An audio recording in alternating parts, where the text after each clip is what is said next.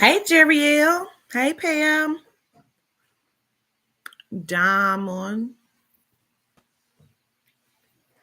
Gratitudes for hitting the like as you come in. It's greatly appreciated. Mm, mm, mm. Your lips was wet. What you do? Lick your lips? Damn. You gave me a wet kiss.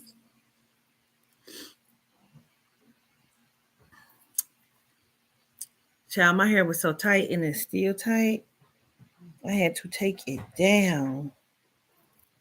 My hair was hurting like hell.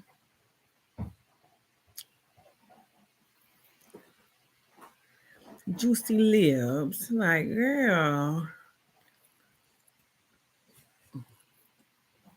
I'm waiting on my food.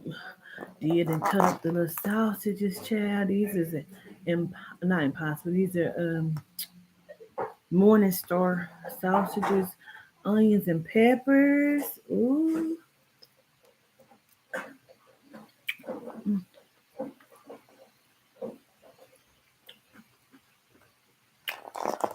I'm waiting on the rice. I went to a hibachi the other day and I got some rice and some noodles left over. So I'm waiting on them to cook. They in the air fryer. Like you warm it up. All right, girl. Let me let y'all seize it. Did her thing with it. Mmm. It's Morning Star sausage. They have new sausage links. Chop them up with some peppers and onions. I'm about to put them over the rice and noodles from the hibachi from the other day. hmm I figure like while that's warming up and getting ready, I'll come on and I'll read some stories. But I'm gonna save Miss Donna's for last because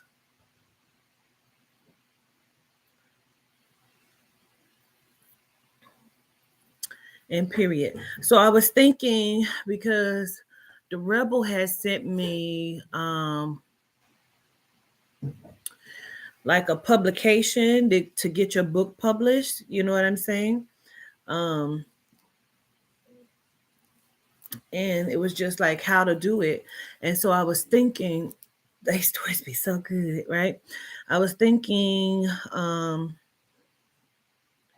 because once we put them together, the book is not going to be very big.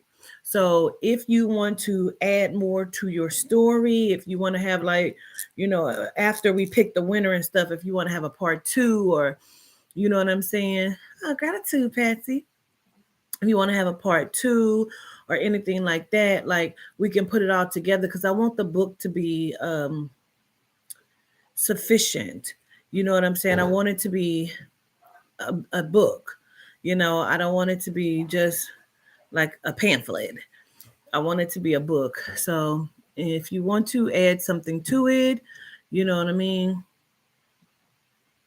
You definitely can add something more to your story. Okay. So we have a few more that we're going to read. I just went through this one to make sure that it was PG. It is. So we're going to read this one. And this is Letitia Jones. Her short story is called Righteous Revenge. So we're going to get started with that. Let me put my phone on Do Not Disturb.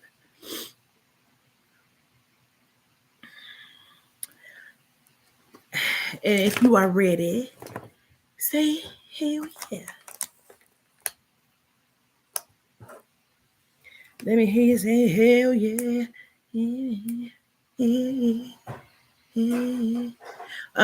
Real quick, for our last person that we had did the session for, Miss Vivian, on the list readings that we did a moment ago, and we were asking her to be safe and to leave her space.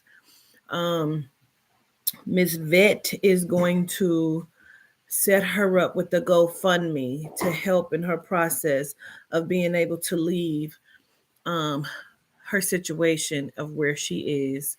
And so we're gonna help with that. So when that is done, I'll post that to be able to help her to leave so she can be safe. You know what I mean? Um, so with your gratitude. All right, this is called Righteous Revenge by Letitia Alexander. I mean Jones. Well, it says Alexander. Yeah, Letitia Alexander. Okay. Wait a minute. Oh, my stuff is moving. Wait, oh, I can put this up there. All right, there we go. Will you marry me? The four words I've been waiting to hear all my life, and from the mouth of the man of my dreams. So, of course, I immediately screamed, yes! Right? Wrong. Jackson stared at me with disappointment and confusion. I love you, Shayla, he says. You're beautiful, sexy, intelligent, successful. My family loves you. I mean, what more can a man ask for? And I thought the feelings were mutual. Oh, they are, I told him, but before I say yes, I have to reveal a secret I've been keeping from you about my past. And once I tell you, I want you to play Jagged Edge, Let's Get Married, or an opposing song of your choice to let me know if you still feel the same way. I'll start off with my childhood.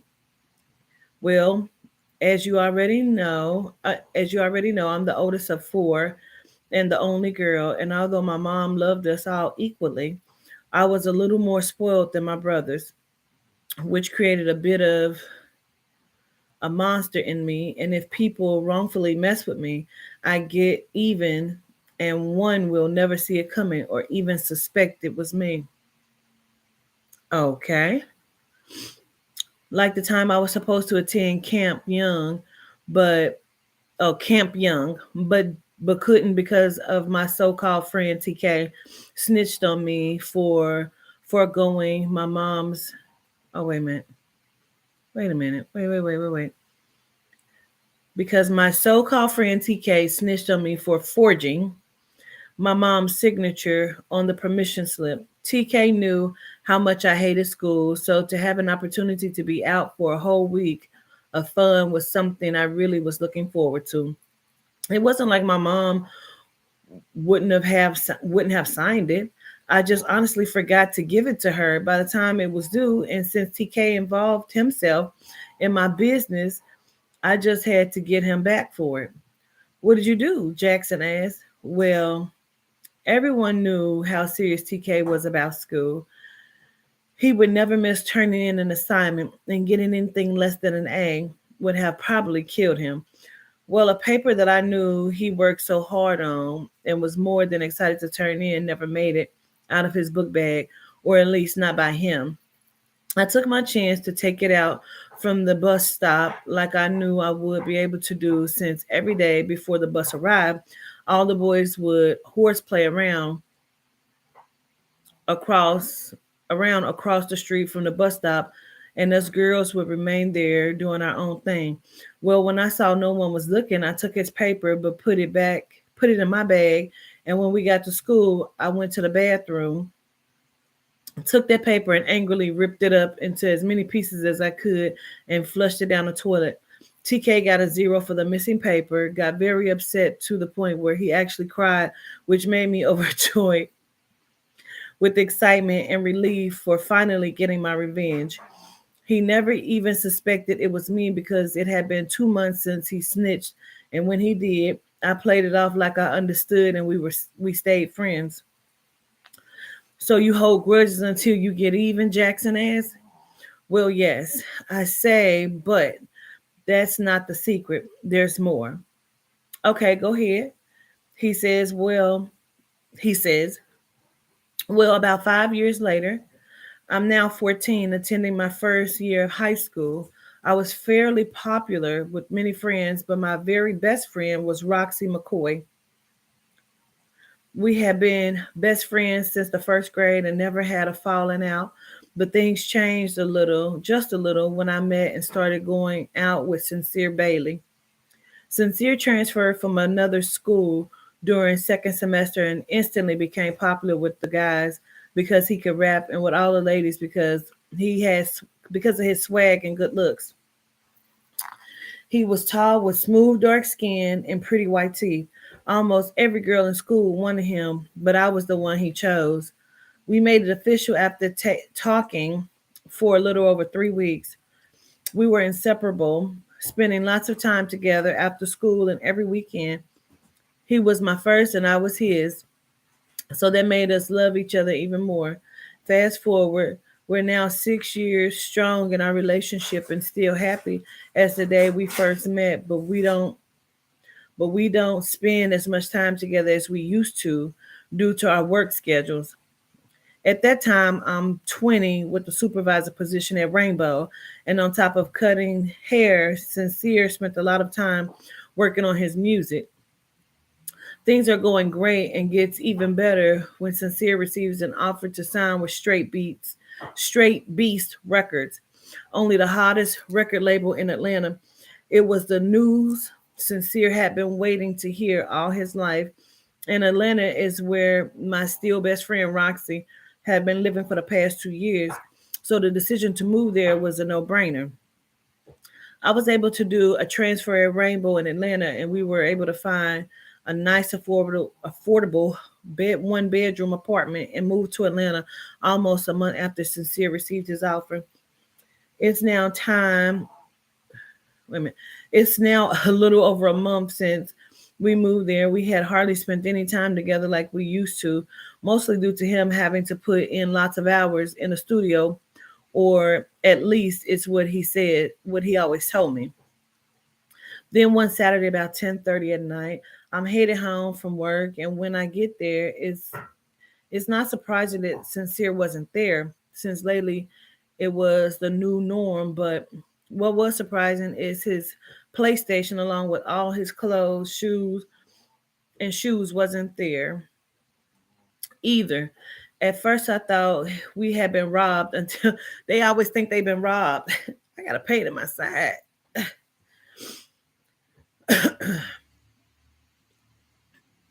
I was confused and nervous. Like, what the fuck is going on? I wondered. I call his phone, going straight to voicemail, which happened the next 75 times I called. Finally, I give up on calling him and called my best friend Roxy to let her know everything that was going on. She sounded a little odd, but I didn't think anything of it at the time because my head was all over the place, wondering where the hell Sincere was. I tried to report him missing after not hearing from him for 72 hours, but they didn't take it seriously. Oh, I got gas or something in my damn. Uh, uh, Hold on, yeah.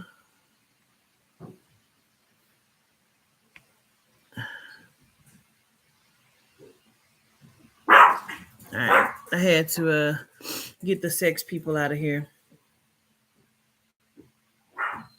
I said, you hear this story before?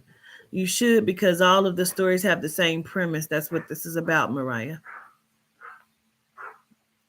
Yeah, this they all kind of have the same premise. You know what I mean? Like this is what it's about. Everybody to take the story and make it their own. Um. Okay, let's go.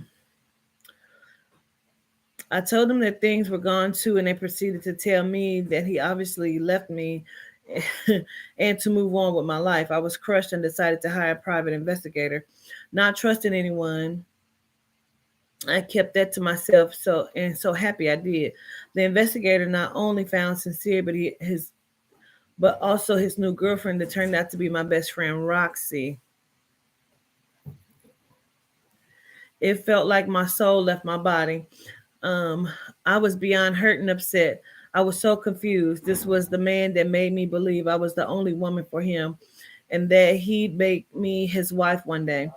We even had out an insurance policy on each other because during that time in our relationship, the world was going through a pandemic from COVID that claimed lots of lives, and we wanted to make sure that if we were ever one of its victims, we would put each other away nicely.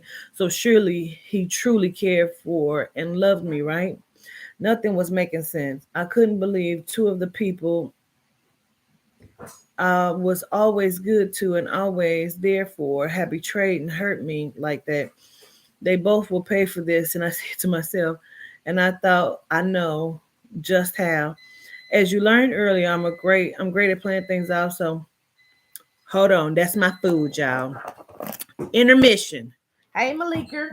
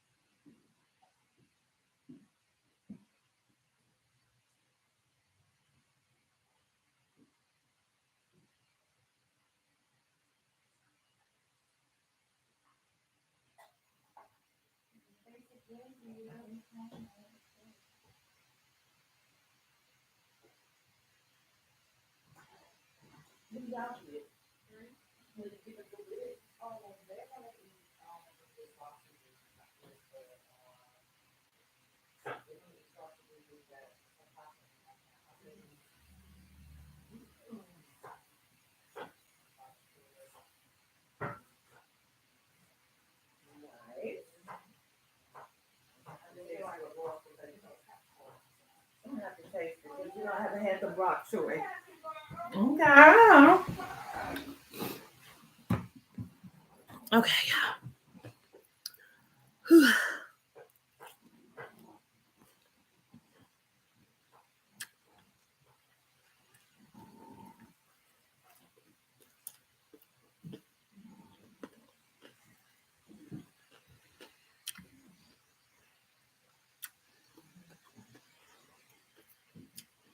Mm. The sausage. Mm. Mm. Mm-hmm.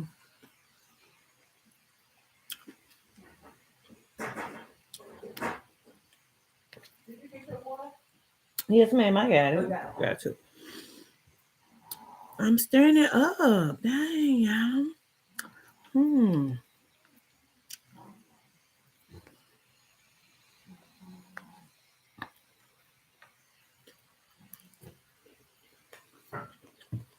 Mm-hmm.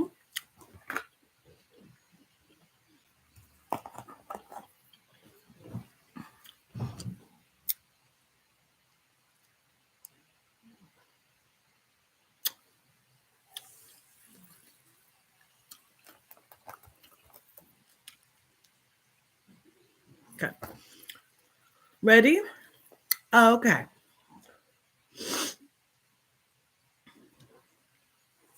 I couldn't believe two of the people I always, two of the people I was always good to and always there for had betrayed and hurt me like that. They both will, they will both pay for this. And I said to myself, and I thought I know just how.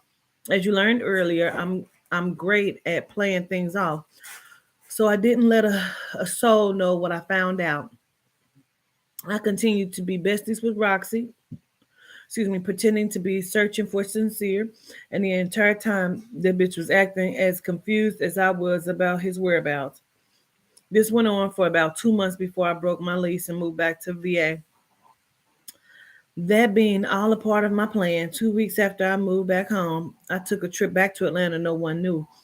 I told my family and friends back home that I had caught COVID and will be quarantined for at least a week.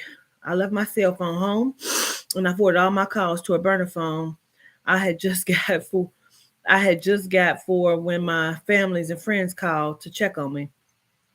I was on my way to see the man that left me for my best friend, except he didn't know it was me. See, shortly after learning about him and Roxy, I created a fake profile on Facebook using pictures of a girl matching his type, short, dark skin with a fat ass and pretty face. Knowing he would take the bait, I sent him a friend request on his new page that I got from the private investigator since he deactivated his old one. He accepted almost immediately, just like I knew he would.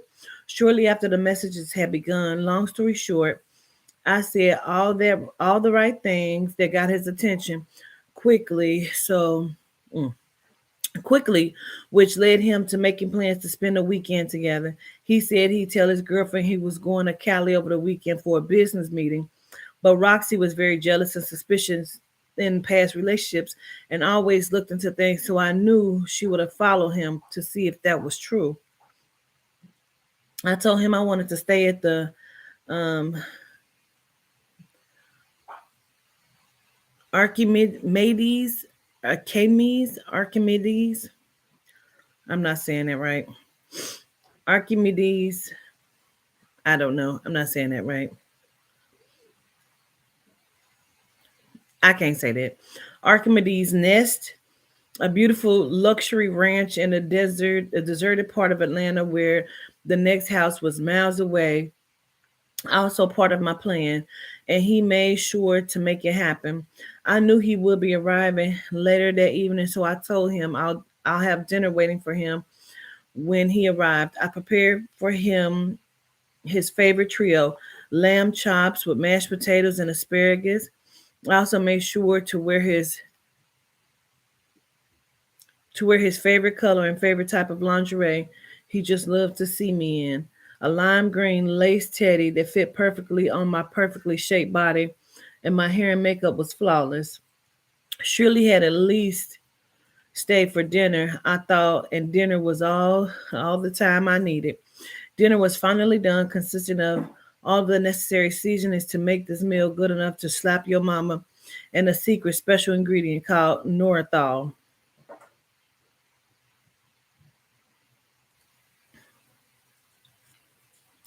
Nor Nornathal, a clear and tasteless substance that will close your airways, claiming your life in less than 15 minutes. Sincere never knew my demon side because I never had to show it, so I know he wouldn't suspect anything. He only knew of me being a sweet and innocent angel that will and always has helped everyone, which is probably the reason why neither him nor Roxy could ever face me with the truth about them too.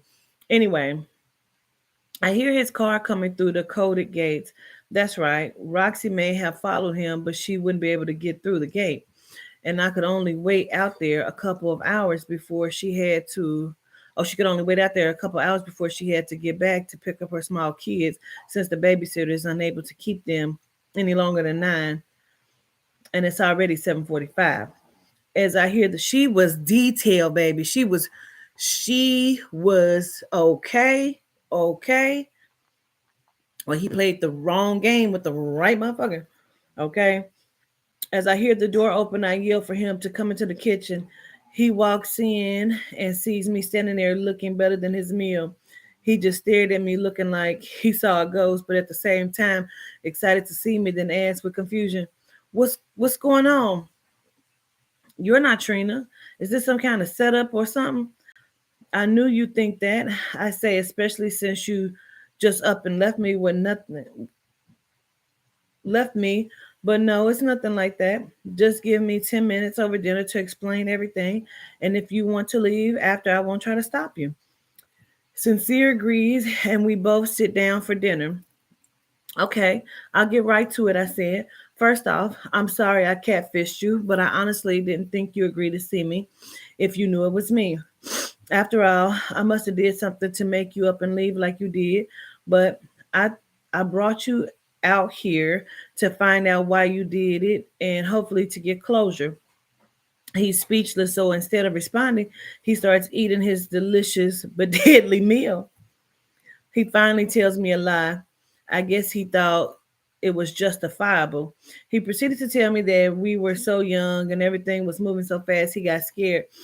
Now, had that been the truth, I would have accepted it, but we both knew that that wasn't the reason. So he's finishing up the last of his lamb chops. I proceeded to tell him, bullshit. That wasn't the reason you up and left. Roxy was. He gave me a fearful look and said, what's going on? I'm leaving. He attempts to stand up, but quickly falls back down. What's happening? He said. What'd you do to me? I looked him directly in his eyes and say, did you enjoy your last supper?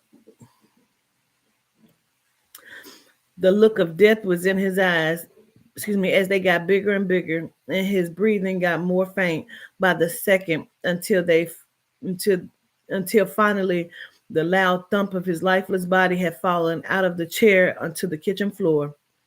I then started to clean everything I touched before I left, but made sure to leave behind strings of hair that belonged to Roxy. Bitch! That I had secretly taken from her hairbrush the last time I used her bathroom. I also secretly researched clear, tasteless, and deadly poisons that kill you quickly. Nordenthal popped up, so I started researching where I could get it all while she was cooking us dinner. As I hopped, oh, she used that bitch computer. Mm. As I hoped my whole plan worked. 3 days later, I'm back in Virginia looking as if I had never left, and Roxy, not knowing at the time she'd become a lead suspect in the soon to be learned death of Sincere Bailey, had reported him missing when he didn't return home or to the studio after that weekend. She told them the whole truth, that she got suspicious when he said he was going to Cali for the weekend for a business meeting. So decided to secretly follow him to the Archimedes, Archimedes nest where she last saw him, but left about 8:30 to pick up her kids by 9. The police looked into it, and sure enough, Sincere's lifeless body laid in the kitchen, smelling as foul as he and Roxy had did me. 2 weeks go by, and they received the DNA results from the strings of hair found through the ranch, along with the autopsy result, revealing Sincere's cause of death, which was none other than Nordenthal. They started their investigation with Roxy, of course. She had already admitted to being nearby at the time of death, and since it was her hair that matched the DNA results, they brought her in for questioning. They asked her on the night you follow Sincere, did you at any time enter the ranch? She answers no, of course, but because she didn't. Wait a minute. She answers no, of course, because she didn't, but that doesn't matter because the evidence suggests otherwise, which makes Roxy look like a liar and a murderer. They also confiscated her phone where they discovered her research history that consisted of Nordenthal, which was more than enough to charge and convict Roxy with first degree murder. The defense argued that she was a deranged and jealous girlfriend that had learned of Sincere's lying and cheating and set everything up to take his life. Roxy was sentenced to 25 years to life in prison with no chance of an early parole. Sincere is now 6 feet deep. Roxy doing 25 to life for his death, and I never stopped paying on Sincere's $1 million insurance policy. Bitch, bye. I received my check for Sincere's death 3 months after his burial and took that money and started a business in real estate. I'm now very successful purchasing affordable fixer-uppers and flipping them for more than triple what I pay. And you being a successful contractor gave us a chance to meet, fall in love, and hopefully still get married. So that's it. That's my big secret. I was confident Jackson would keep my huge secret since he knew I knew about one of his own, which was a part of the reason I told him in the first place. Bitch, come through with it. Come through with it. Okay. Oh my goodness. Okay, so I told him in the first place, but the other part was to warn him that before you make the decision to get married, you must know that I am not the one to be fucked with. I think he clearly got the picture. I then proposed the question. So, what song do you choose? He stared at me with fear and confusion and started singing lyrics from Neo's new single, Don't Love Me. He sings, You should walk away. It'd be selfish of me to ask you to stay when I know that I can't love you the way you deserve. I can't sit and watch you make the same mistakes, when I know you're willing to make. So please, oh please, don't love me. Just walk away. You're better for it. My eyes watered up as my heart breaks, and despite how I feel, I tell him that I understand and respect his feelings and that I wish him the best in life and will always love him. I then did exactly what the song suggested, gathered my things and walked away, but he didn't know that I was really feeling very hurt and angry. Wait, girl, this is so good, Letitia. Very hurt and angry inside because my mind, he was telling me he would mess up one day and hurt. and hurt me, which makes him a liar, right? Let's hope for his sake that I don't want to get righteous revenge. That was good. I really wanted to know what his secret was because he too had a secret. I wanted to know what it was. So what's gonna happen to that person who killed him? Killed who? Clutching my invisible pearls. He next, but he walked away. You know what I'm saying? He walked away. He chose to walk away. He sung her the Neo song and said, "Don't love me, honey." But she said she knew his secret, so he had a secret too. I just wish I could have got to what it was, girl. We're gonna need a part two so we know what his secret was. That was a good story, wasn't it?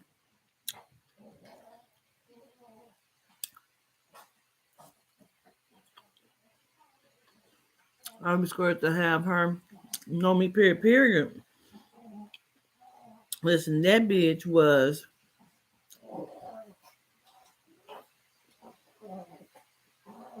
What is going on, mama?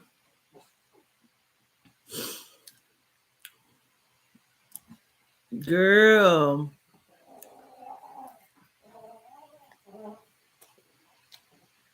She be going through it. We're gonna read another one. That was good. The old ass lady. I mean,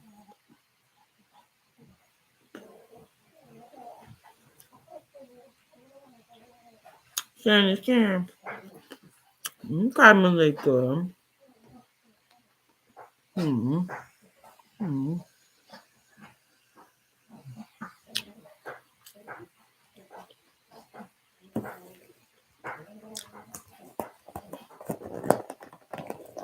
Let's just be going through it.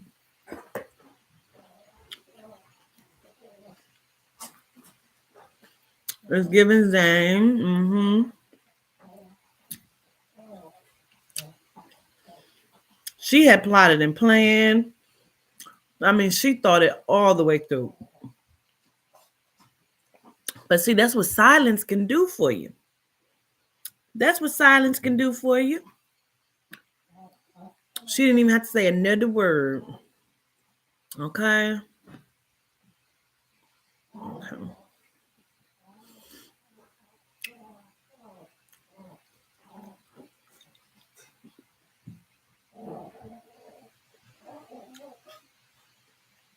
And let's see what the length of this is.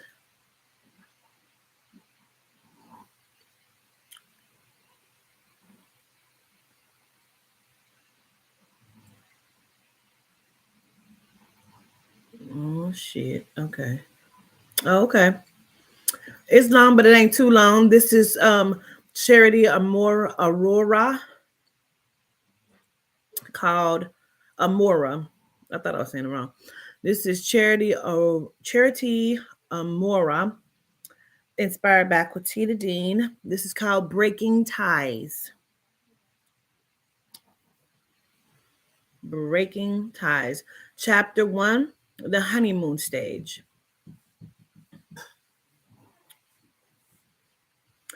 It was a winter night. Myself and Cavell was in the house on the couch. It was very cold. It was a very cold night, so we decided to chill inside. We make the perfect cuddle buddies. As cuddling is my favorite thing to do, especially with Cavell, because he had these broad, wide shoulders, and a chest full of steel. Soft and comfy, but of steel at the same time. We laid on the couch in front of the fireplace, all snuggled and warm.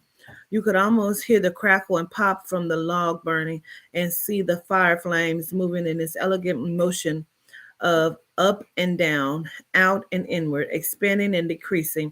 You could almost be lost in it and hypnotized by its grand warmth and presence. The snow makes the mood even more timely because it's Christmas time, my favorite time of the year in Ohio. Not only do I like Cavell hugs, but when he rubs my stomach, a flat stomach at that, yes, I'm pregnant. It's it's as though it soothes Kayla. That's what we will call her. Our parents didn't like the fact that we got pregnant. I can't say it's what I wanted, but wanted because she wasn't playing. I'm guessing like a lot of us weren't. I'm sure I wasn't. It still happened and I don't regret it. I love her already. This just gave me this just gave me an idea for a second short story.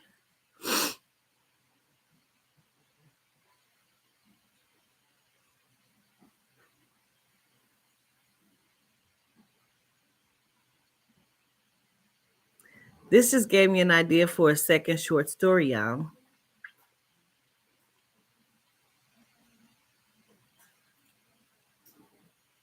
Mm,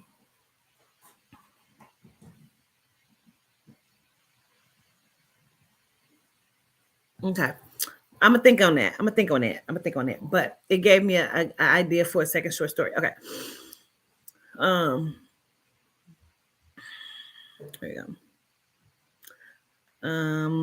It still happened and I don't regret it. I love her already.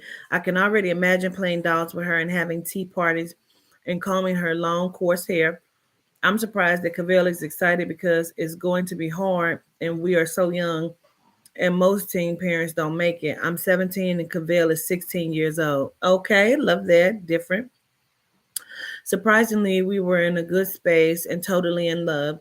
It's getting close to Christmas already, and my first thought is, since the baby is coming, do we save for the things the baby will need, like Pampers, clothes, food? Because my little job is just not bringing in enough with all of our expenses, I exclaimed.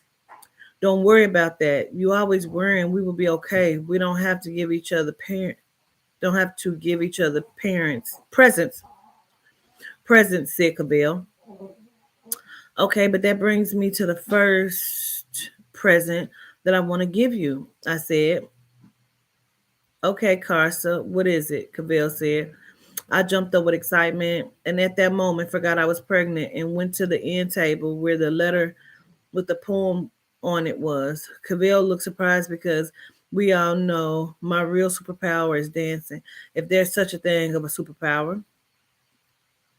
But when I was younger, I always liked writing poems. Okay, you ready? It's a poem, I explained. Go for it, Cavell, said Cavell. The title of the poem is Count Our Love. Love. In these type of situations, love can be complicated. I counted on my hands 1, 2, 3 times. Look up and we made it. I know that I'm out of my mind. You're the one for me since the beginning. I hope what I'm saying don't get you spinning. Stop, boy. You see me over here grinning. Following all the pieces to the puzzle, it was always you and me to be together. Hustle. Grinding like I'm out of my mind in each and every day for our family. That's fine. Don't you think it's about time we escalated to our greatest potential and grind? We can only we can only grow to be greater and greater. Fuck the haters. We ride to die like Bunny and Clyde, sliding and riding on them like we don't give a damn. Roses are red, violets are blue. If I could predict what it would be, me and you. I love you, baby. Merry Christmas, boo.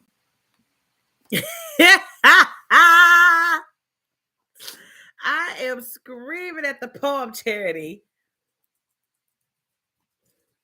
It was silent for a second. I almost doubted myself for a minute and thought he didn't like it.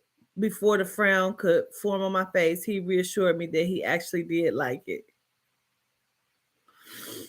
Ah, babe, that was hard. You wrote that? Cavell shouted with excitement. Ah, yeah, babe. Did you like it? I asked. No, I loved it. Gratitude, babe. I'm glad you liked it. I guess being around you, it rubs off, I said. My whole face lit up with pride and satisfaction at that very moment when he told me that he really liked it. He brought me closer to himself and hugged me. Babe, you got skills. Come here. Come here with your sexy pregnant self and give me a kiss.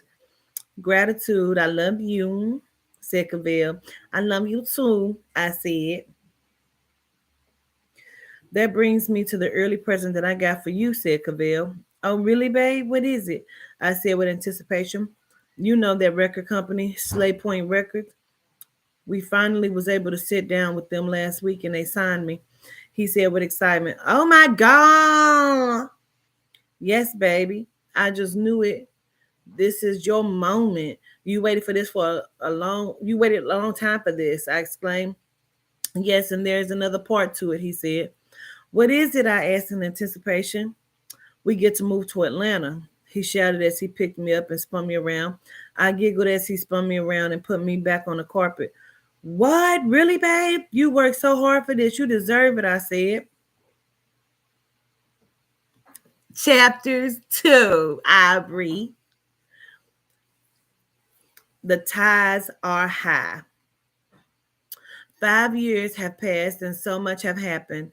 I had a firstborn daughter, Kayla, but now she is 5, going on 25, and she is more than what I expected. She is so talented. She got both of our talents, rapping and dancing. I'm so proud of her. But man, her father can't do no wrong. She's a daddy's girl for sure. I'm proud of myself too. I had got my GED, and that was a big accomplishment because I wasn't able to graduate because I missed so much school and was sick, pregnant with Kayla. I got my real estate license, but went further and got my master's in business so that I could keep Cavell and make sure he didn't get crossed in all the contracts he had to sign. If you saw us on the outside, you would think that we were the perfect couple and family. Let Vogue, let Vogue and Men's Journey magazine tell it. Cavell has changed too. With his big success in his career and winning his first Grammy Award for Best Upcoming Artist, I feel like I don't know him anymore. I remember when he was living the fairy tale so that everyone was envious of us about. I don't know quite what it is, but lately he's been acting distant. And although he is away on tours a lot, even in my presence, he seemed distant. I talked to my best friend Dissy about it all the time, and she tells about it all the time, and she tells me it's probably because he works a lot and he is tired, and she tells me don't worry about it, and that should give him his space. But at the same time, I think, what about us? What about our family? I want it back the way we were. Do y'all know this is real shit? And I think about it a lot. I had a genome best friend that was fucking my baby daddy behind my back, and we were roommates. We lived together. And she knew that my baby daddy did not take care of Toddy. And we would go out because she worked at the bar. And so we would go to the bar, y'all. And this nigga would keep popping up. And I'm like, how the fuck is he stalking me? How's he finding me? One day she had told me, like, be quiet, just stop talking shit. Because I was talking crazy to him at the bar. And she was like, just be quiet. I'm like, okay, cool. Y'all, they was fucking around. True shit. If you ever want to know more later, after we finish these stories and stuff, child, I tell you. The phone rings and I looked over to see who it was. I didn't want to be interrupted by anyone. It was Cavell. I immediately slide to answer it. Hi, babe, said Cavell. Hi, baby. I said, guess what, said Cavell. What, baby? I said, I'm coming home from tour earlier than I thought. He said, oh, really? That is good. Really good news. You've been gone for months. When do I get to see you? I said with excitement. I already left and should be back tonight. He said, what, tonight? Babe, that's great. I can't wait to see you, I exclaimed. I was really excited because we really don't get to talk much when he is touring with my busy schedule, and it gets crazy. I got to tell Dizzy this. I thought to myself, she'd be excited for me too. I dialed Dizzy number 513-224-5739. She picked up the phone after 5 rings. I almost thought she wouldn't answer for some reason. She answered the phone with a loud laugh. Hello, she said. Hey, girl, this is Carsa. Uh-oh. Hey, Carsa. What's up, girl? Said Dizzy. Nothing. You sound like you busy, I exclaimed. Not busy. Is everything okay? Yes, girl. Guess what? Cavell is back in town and I'm super excited, but for some reason nervous. I said, oh, why you nervous? She asked, I don't know, girl. I got that good, right? Uh oh, why you nervous? I did that. She asked, I don't know, girl, with the feelings of I think he's cheating. Ooh, what is this pain that keep being in my rib cage? Ooh, I get like gas in my ribs. Ooh. Feeling that he's cheating and I need to have that conversation with him makes me nervous. I would kill him and the bitch if I found out that he was cheating. Do you think he is? I shouted. No, no, girl, calm down. I'm sorry. Can I call you back? Someone else is on the other line. She asked, okay, I'll talk to you later. Bye, I said. Dissy hung up the phone before I could say bye. I guess that phone call was important. I said to myself, I decided to get freshened up for Cavell's arrival. We haven't seen each other in months, and I wanted the first night to be nice. I fell asleep and woke back up a few hours, and Cavell still hadn't arrived yet, so I decided to check his arrival time on a flight schedule, leaving from Los Angeles to Atlanta. In amazement, his flight had arrived. Arrival said 5 p.m. Eastern. My mind went everywhere except right. What the fuck? This nigga have some explaining to do, I said to myself. After I said that, he had walked in the front door. My first reaction was to run to him and hug and kiss him, but I needed to know why he didn't come straight home. I turned around with a very salty face. Hey babe, Cavell said. Hey babe, nothing. Where you been? I shouted. What you mean? He asked. I saw that your flight arrival time was at 5 p.m. and now it's 11:49 p.m. Where was you at all this time? I shouted. What? You looked at the flight schedule? Never mind that. I was doing some shopping for you and brought you home some flowers. See, I said it. I set it on the table before I came in the room because I wanted to surprise you. He explained. Oh, babe, for real? Those are for me. I love flowers and lilies are my favorite. Thanks, babe. I'm sorry I doubted you. So this nigga been shopping for 5 hours for flowers. Knock it off, Carsa. I just been feeling mixed feelings about us because we've been so distant with each other lately.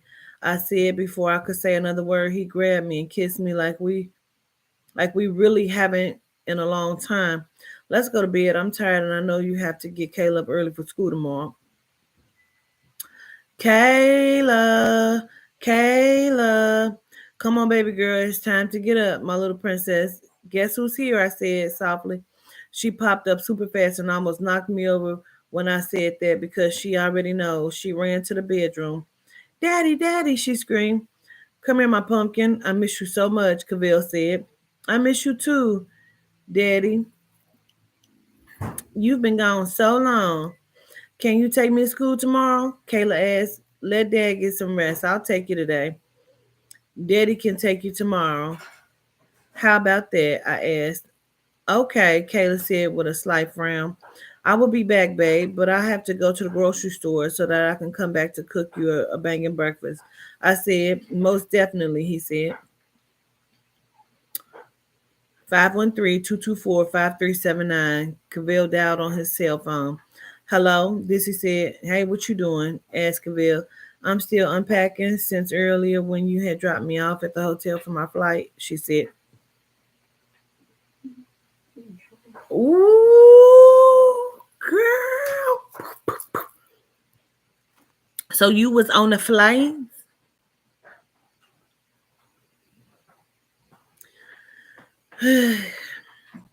From our flight, she said. Okay, you want me to come over? He asked. Boy, no. Isn't Carsa there? She asked. Nope, she won't be back for at least a couple of hours. Want to come over for a quickie? Okay, she said in her sexy voice, just for a moment before Carsa gets back. I'll see you soon, lover boy, she said. Cavell hurried to the door to open it when he heard a knock. It was Dissy. She had on a long trench coat and some high heels. To her, girl, I wish the oh woman, what you working with? Come here, said Cavell. Dissy giggled as he carried her to the room and threw her on the bed. They started to kiss and roll around in bed as if they were wrestling with each other. When are you going to leave her? You promised you would when we got back together, and it's been almost a year. And before she could say another word, they both jumped up because they heard Carson coming in the door. Carson came in the door and put the grocery bags on the kitchen counter. I'm home, baby. She continued to put the groceries up while Cavell and Dissy was running around the room trying to find a hiding place for Dissy. Bold, bold, bold. Hello, babe. Are you up? I said, yeah, babe, I'm up. I didn't hear you when you came in the kitchen. Cavell shouted as he walked towards the kitchen. Are you ready for a yummy brunch? I said, yeah, babe. I'm starving, said Cavell. I'm going to put my purse and keys up. Finish putting the groceries up, I said. Cavell looked worried as she headed towards the bedroom. She put her things down on the dresser as she walked away. She thought she smelled a wind of perfume, but she kept on walking back towards the kitchen because she thought she was tripping. She heard a sudden noise and immediately turned back around and said to herself, did I hear something? Then that same smell came back to her senses, and before Cavell could stop her from opening the bedroom closet door, she opened it and saw Dissy kneeling down on the floor. Carson didn't say one word. She took her fist and pulled Dissy. She took her fist and pulled Dissy by the hair, swung her out the closet onto the bedroom floor. At that moment, I went blank, and before Cavell could grab me off of her, I got me in two good punches. Oh, got me in two punches to the face and three stump kicks to her stomach. Stop, stop, stop, the baby. Dissy yells. They both stopped in a slow motion and said, what? At the same time. If I was light skinned enough, you would see her face turn red. Tears were already rolling down my face. If I wasn't so weak at that moment with grief, I would have had choked Cavell to death. Get out. Get out, the both of you, I screamed. I hope you both rot in hell, and I don't want to ever see you two again, I screamed. Chapter 3, Sparkle Magic. 3 years have passed, and it has been the hardest 2 years. That might be a typo. It says 3 years have passed and has been the hardest 2 years I have ever had to endure, especially after finding out that the love of my life had been cheating on me with Dissy and the pregnancy was a scare. But he found out later that it wasn't his and supposedly left her because the lies she told. I say karma is a bitch and my best friend. They still don't want to confess how long the cheating was. I lost it and went crazy for a while. I started stripping and drinking a lot. I even almost lost Kayla in my career, but rehab and my mom was there for me and helped me through it. Helped me through it all. I now have my own real estate firm and restaurant. My business degree helped me with that and the hard work I put in. I'm also happy to say I bought my first home in my brand new rose gold Mercedes Benz. I'm super proud of myself as I sit here inside of my restaurant sipping on no alcohol but a virgin pineapple mix I made. I'm thinking I did it. I actually really made a successful life for myself and Kayla. Although Kayla hadn't seen her father, she is finally at peace with it. Last year, he stopped coming to pick her up. I think the guilt of it all ate him up. I swayed my head back and forth while listening to the sweet melodies of her. Focus. I heard a deep manly voice that was semi-familiar behind me. Can I have this dance? He said. I turned around slowly and was shocked to see Cavell. He grabbed me by the hand and pulled me closer to him. He looked real good for some reason, more that he have ever before, and actually have grown to look like a manly man. He is like 24, 25 now, and I almost didn't recognize him. I was at a loss for words. To be continued.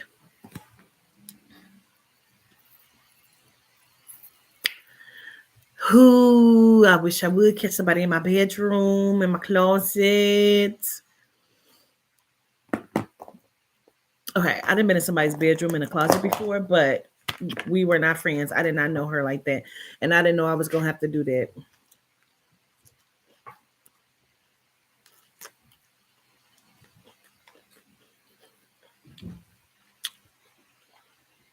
I was just as surprised and shocked. He was like, "Get in the closet." I was like, "Get in the closet." I'm not getting in no closet. I stay in the room then. I'll stay in the room until you handle the situation, but I'm not getting in no closet. Mm-mm.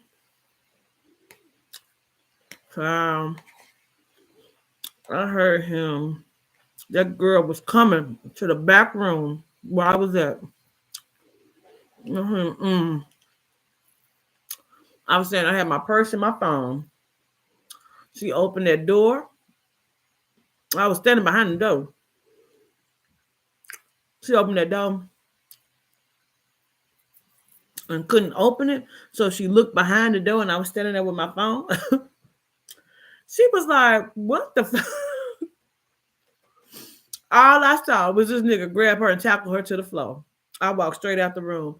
And I put my little bag on my arm like this. And as I was walking out, I didn't see the baby. So the person hit the baby in the head like this. I said, "Oh, child, let me get the fuck out of here.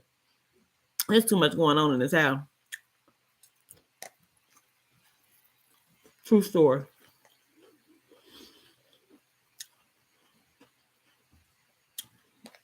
I was gone. Little baby then double back, child. I said, "Oh, child, let me get out of here."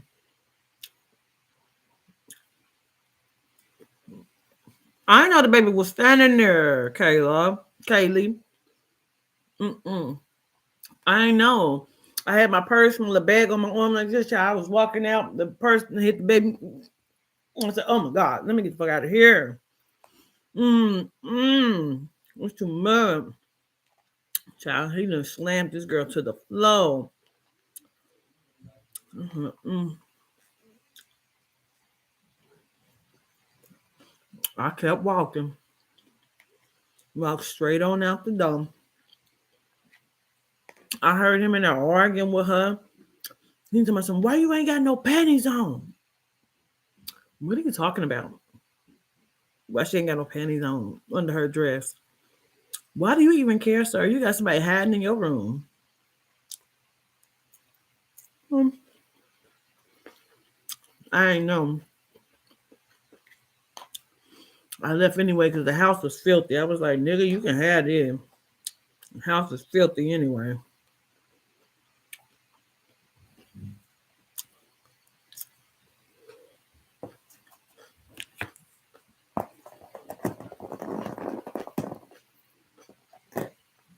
True story.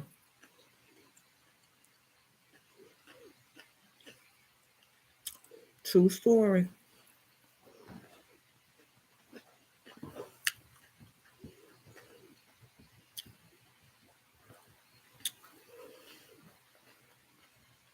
Okay. Before we go further, I'm gonna tell you about the white girl, the genome. Some of y'all probably already know the story. Probably told it before. I don't know.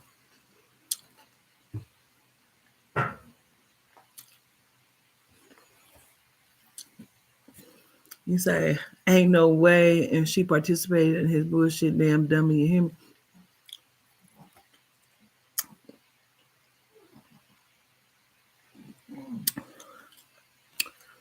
That was a lot. So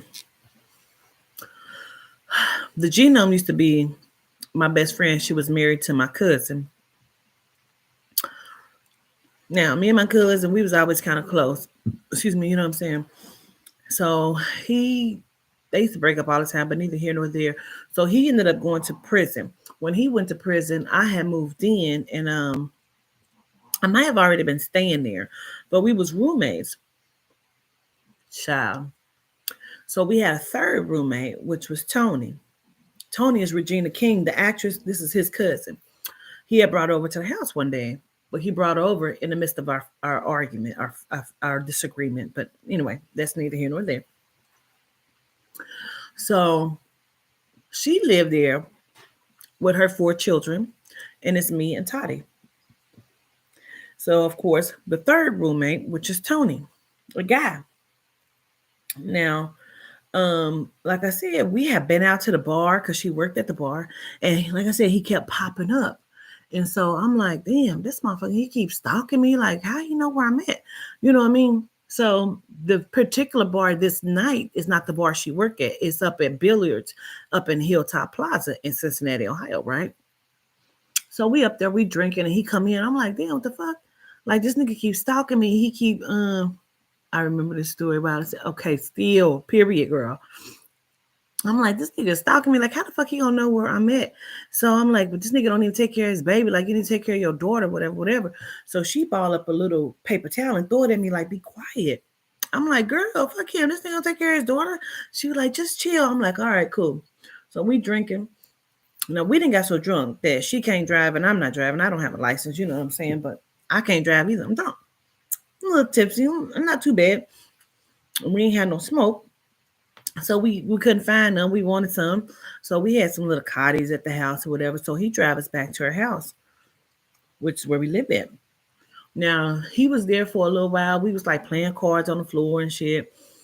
Now her 2 daughters was up. He go to the bathroom, right? And she ended up going back to her room. So it get quiet now because I'm reading. My spidey senses was tingling, and I'm like, spirit, on me, but I ain't paying no attention. I'm like, nah. So bitches ain't shit, niggas ain't either. So later on, her daughter tell me like, this is after. Okay. So the white girl tell me she done met this guy. He a bus driver or whatnot. And that they dating or whatever. But when he called, I'm like, damn, he sound like Eric on the phone. And she like, what? I said, yeah, he sound like Eric. I think she said his name was like Ron or whatever. I said, Ron sound like Eric. And she was like, oh, no. I was like, oh. So her daughter tell me that they had kissed in the hallway that night when my spidey senses was tingling. And I say something to her, and she was like, I would never do that. Like, after he tried to talk to me, but I would never do that, Quatita. I would never talk to one of my friends, men. I said, well, oh, you should see if you can get some money from this nigga. Like, I'm just trying to see. You know what I'm saying? So she was like, no, I wouldn't do that. I'm like, oh, okay, cool. Well, one day, like I said, her and Ron have been going out. Like she going out to like shit that we would all go and do. And I'm like, damn, how she ain't inviting me to none of this shit. So now I'm in my feelings about it. Like, that's weird. Like you going to Super Bowl parties and shit with him, but it's a Super Bowl party. Why you ain't inviting me? You know what I'm saying? Like I'm trying to figure this shit out. But everything in me keep telling me like Ron sound like Eric. Like something is fishy about this. Yehuda the whole time. And I'm like, damn, that's crazy. So one day we laying on the couch. I'm laying on this couch. She laying on this couch. And she was like, I got to tell you something. And I'm like, what? She said, somebody want me to tell you that they like me. Now at this time, some weird shit had happened with Tony. So, him and I was kind of dealing on some other shit, but he had took advantage of me while I was intoxicated. And so I just kind of went with it and we developed like a little whatever.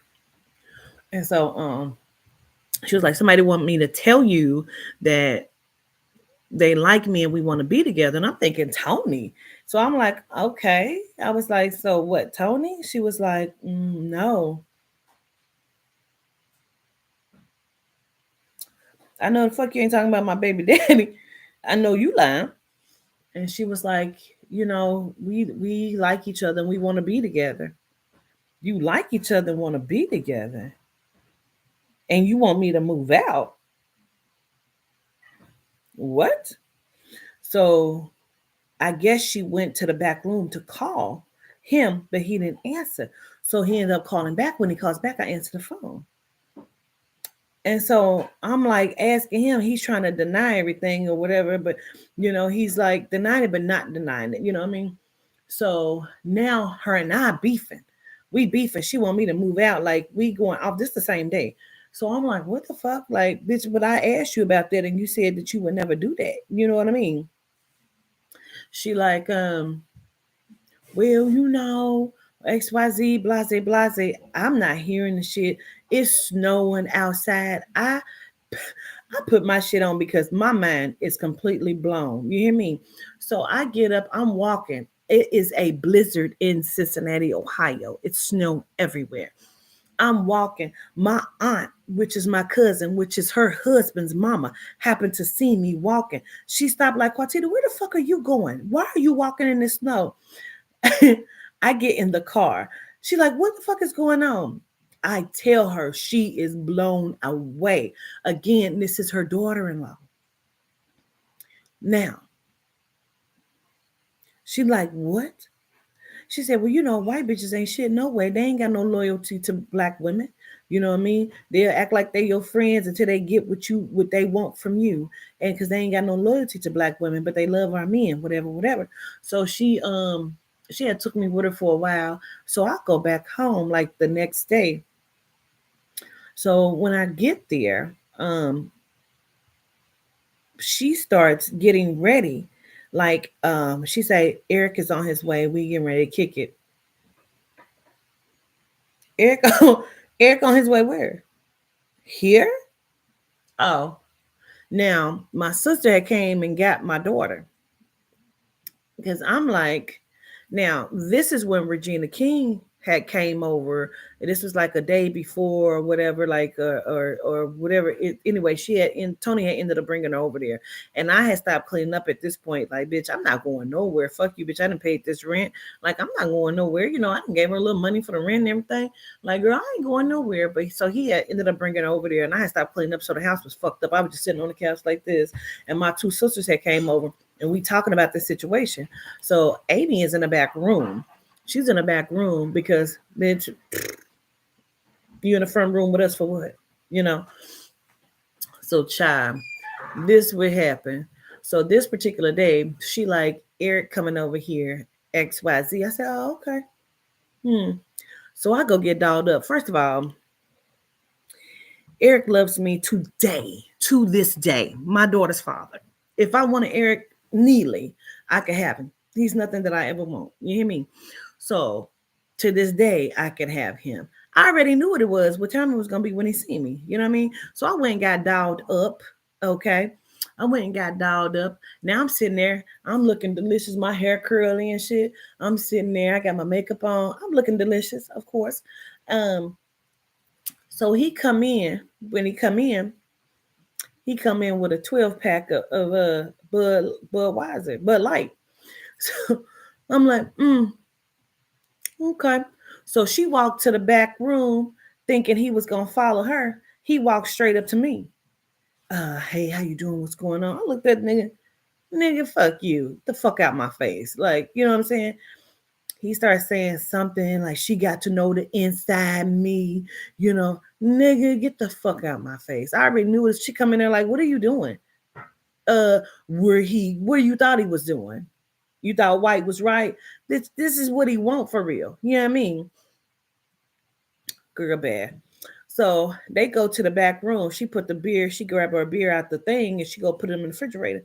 So now I didn't got up and went to the motherfucking kitchen and grabbed one of the beers. I'm sitting there drinking it. I didn't call my sister and I'm telling my sister what's happening. Like, I'm gonna beat this bitch up. Yeah, I'm gonna beat this bitch to death in her own house. You hear me? She like, just be cool, Quatita. Nah, it's gonna go down here in a minute. Let me drink this beer. She come out the room and she see me drinking the beer. She gonna come and snatch the beer to me. Don't be drinking my beer. What the fuck is wrong with you? Huh? I get up and go get another beer because now I want you to take it because now I'm about to beat you to death in this motherfucker. I just want you to act the fuck out of crazy. Just act like you're gonna act up a little bit. And I'm about to beat you to death in your own house. You hear me? When she come back out, she don't come out there, right? When she come back out, she is walking with her towel and her shirt to the bathroom. because they keep playing this game. She keep coming out. He'll come out, go to the bathroom. The light is on. The light is off. The light is on. The light is off. I'm drinking beer. So the next time she go, I get up. I go get a knife. I go outside. Now his car is backed into the driveway. So I politely went to the driver's side, which is on the opposite side of the front door. Back one. I'm killing everybody in the house. Nobody is leaving. Bitch, it's going down. Because that's who I am.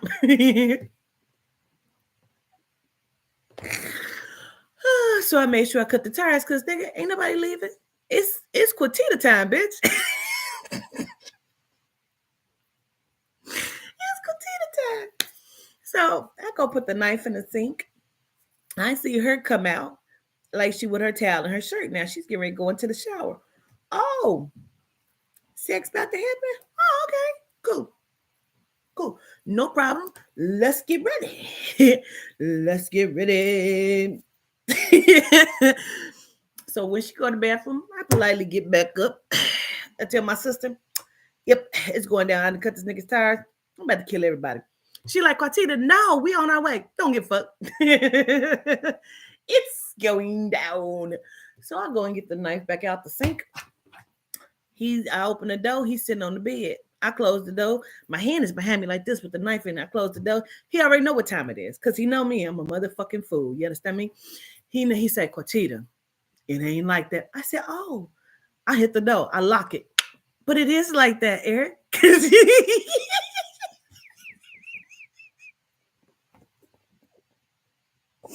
I swear to God. Listen, this is not a joke. And this is not made up, bitch. I'm telling you, word for word, this is what happened. I have my knife in my hand behind my back. I close the door. Boom. I lock it. He said, Quatita, it ain't like that. I said, but it is like that because you made it like that. I do like this. He already knew what time it was. I jumped off the floor on this nigga. We struggling because I'm about to kill this thing. I'm on top of him on the bed. I'm going to kill you in here. Yeah, no, you're dead. You're a dead man, sir. He is fighting for his life because I'm about to stab him in his chest. I am going to kill this nigga. You understand me? So he got my hand. And I'm like, he snatched the knife. We fall off the bed as he's snatching the knife. He pulls it. He cut my finger.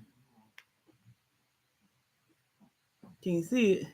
What they do like this? You see it? This cut right here. Yeah. He cuts my finger. It's blood everywhere. I don't give a fuck. Like I'm fighting. He jump on. He like, bitch, you crazy. He unlocked the door. He running out. She like coming out the bathroom like, what is wrong with you? So now I'm walking up and down the hallway. She like, what is wrong with you? I'm like, y'all ain't been together for 2 years. We ain't been together in 2 years. I clicked the fuck out. I look down the hallway. She in there talking shit. She in there brushing his hair because my baby daddy hair came all the way down his back. So she brushing his hair. What? I come running down. He's standing in the hallway. I come running down the hallway. I jump on him like this. I got him by his hair. This is before she started brushing. This is why she needed to brush his hair. So I'm running down the hallway. I jump on him like this. Now I got him by his hair. I'm like spitting on this nigga. Like she like, what the fuck, Quatita? This is when she come out the bathroom. I'm like, I'm fighting this nigga. He keep trying to push me off. I keep jumping on him like a psychopath. You hear me? So now I'm trying to be calm. I just spit the biggest loogie on this nigga face right here. You know what I'm saying? He like, what is wrong with you? I'm like, fuck you, fuck this bitch. Only reason why I ain't fight her is because this is my cousin's wife. You know what I mean? And you're my problem, nigga. You know what I'm saying? I wanted to beat her up so bad. Oh, I wanted to beat her up so bad. But this is my baby daddy. You're my child's father. You feel me? I called my sister. She's like, we on our way. I'm like, I'm getting ready to kill him. She like, Quatita, please. She like, just leave. She in the back room. I'm watching her brush his hair. Like, I don't know what is wrong with you. I'm calling the police. I said, good, bitch, because you about to need them. You're going to need the paramedics, too. Keep talking that shit. My sister like, just leave. Just leave. So I get my purse shit. I'm walking down the street. I am angry. Like my sister's pulling up with her husband. He got an aluminum bat. Like he ready to go to town. She like, just get in the fucking car. I got in the fucking car. She just knew that he was like, she just knew. Child, he started beating her up. She was in a very abusive relationship with this nigga. And I said, oh, did you think you thought you was different? You thought that he wasn't gonna beat you up. Girl, he was beating that bitch up. He was dragging her in the front yard. My family was like, we saw her. She was looking dirty and shit. Like, girl, she had lost custody of the children and then turned custody of my cousin's children over to my baby daddy. You have signed the rights over to my cousin's children to my daughter's father.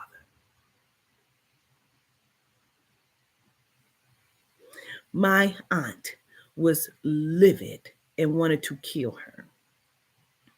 It was crazy madness. So then she wanted to talk to me and be my friend again. She had called me one day like, Quatita, it was her son's birthday. I want to know because Eric is gonna take the kids to the circus for Darian's birthday, and I was trying to see if it was okay if Toddy come. Now, let's be clear. Toddy's birthday is April 29th. Her son's birthday is May 4th. My baby daddy is taking your son to the circus for his birthday. His daughter's birthday was just April 29th, and he ain't taking her to do shit. He didn't even call and wish her happy birthday. Now, you want to know if my daughter can go to the circus? Yes, she can go. Yeah, she can go. Y'all coming to get her? Yeah, we'll be there to get her.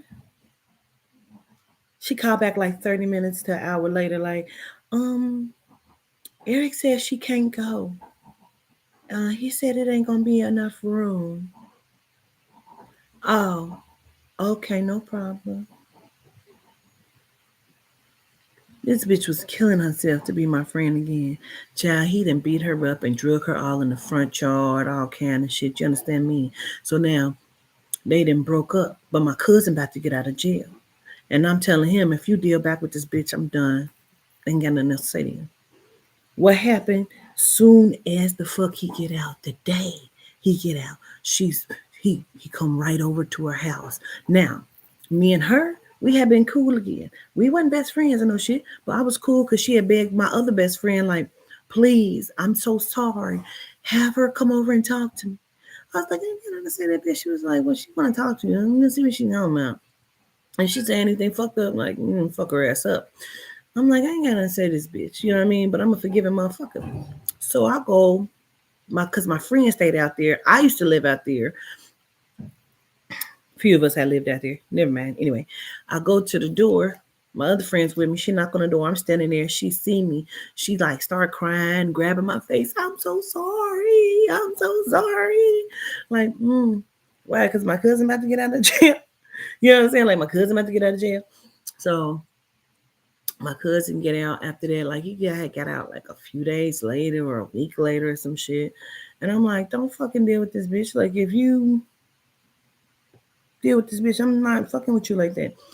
He gonna tell me couples go through shit. I done did some fucked up shit to her.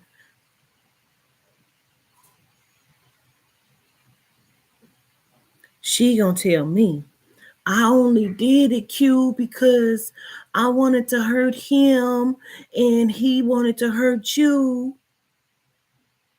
So you supposed to be my best friend. We roommates. And you gonna allow a motherfucker to hurt me? Oh. Okay. True story. True story.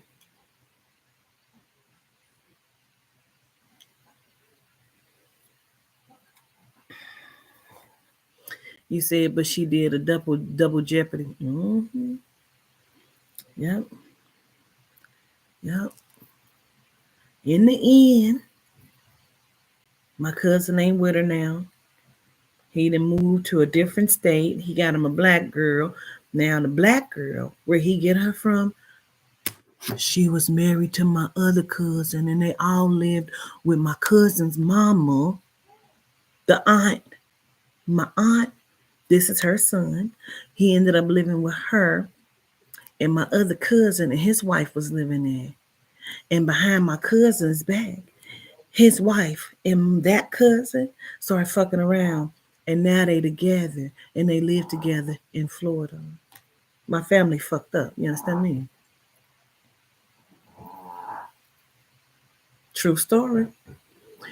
True story. Then come to find out, this the plot thickens if you think I'm lying or not. When I was messing with Jamila, right? When I first met her, she was telling me like, well, you know, your cousin said that she had messed with her daddy's wife. I said, her daddy's wife? The white girl? She was like, no, whoever he with now. Now, what made me believe the shit is because my cousin had came to her house one day looking for his wife. Like, I know the bitch is in there. Then tried to kick her door down, searching through my cousin's house, but the girl wasn't in there. Come find out the girl had jumped, supposedly left out the window or had left before or whatever the fuck. She wasn't there, but she had been there. So that's why I believe when Jamila said that my cousin had been messing with his wife, which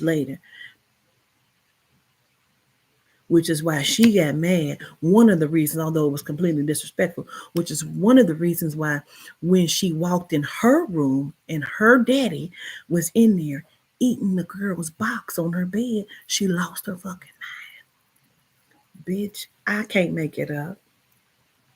I can't make it up. She said, I was mad because he did that shit while my kids was in the next room. It was only 8 p.m. Here I come with my motherfucking laundry and he in my motherfucking bed eating her.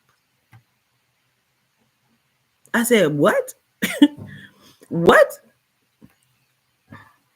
Can't make it up. And after that, that's when Jamila had told me that shit. And I said, I believe it. I believe it. I believe it. Child. Yeah, I don't know the half. The shit I could tell y'all, bitch. The shit I could tell y'all, bitch. Child. Mm, mm, mm.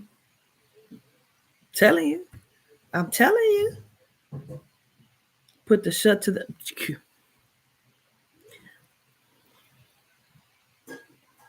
I'm telling you. I said, messing with his wife. The white girl? She said, no, whichever one he went now, I guess. And I'm like, brought the shit all the way back when my cousin that went to her house looking for his wife.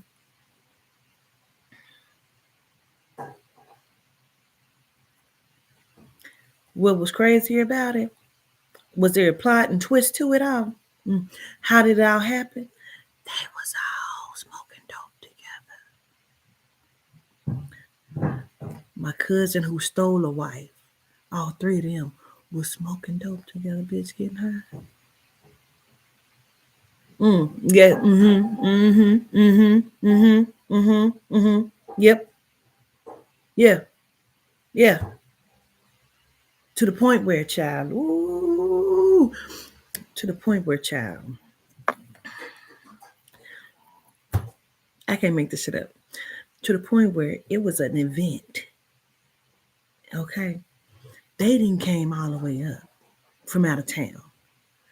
Right? How the fuck you keep coming around talking about this your wife and she's legally married to my fucking cousin, your cousin, bitch. We all like this.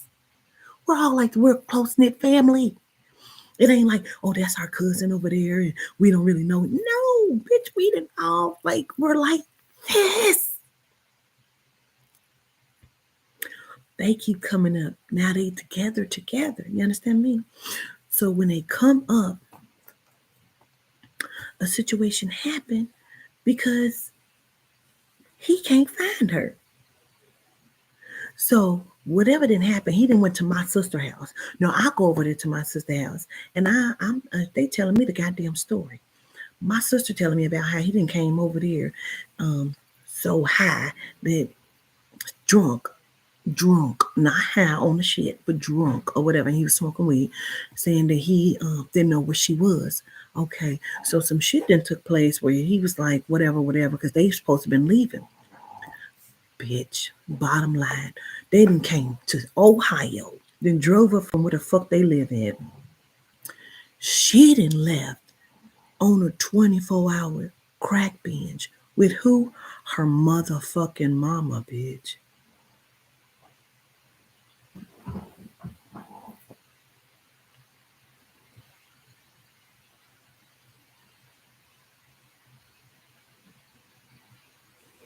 Her mama. I said, her who? My sister said, her mama. I said, her mama's mama. No. I thought her mama had the kids. Because she ain't got none of her fucking children. I never fucking knew it. It was a whole lineup, rundown scenario of what the fuck happened. But the bottom line is, she had went on a they were supposed to be leaving town. She done got pissed and came to my sister's house, some other shit, and wouldn't leave. Then went back.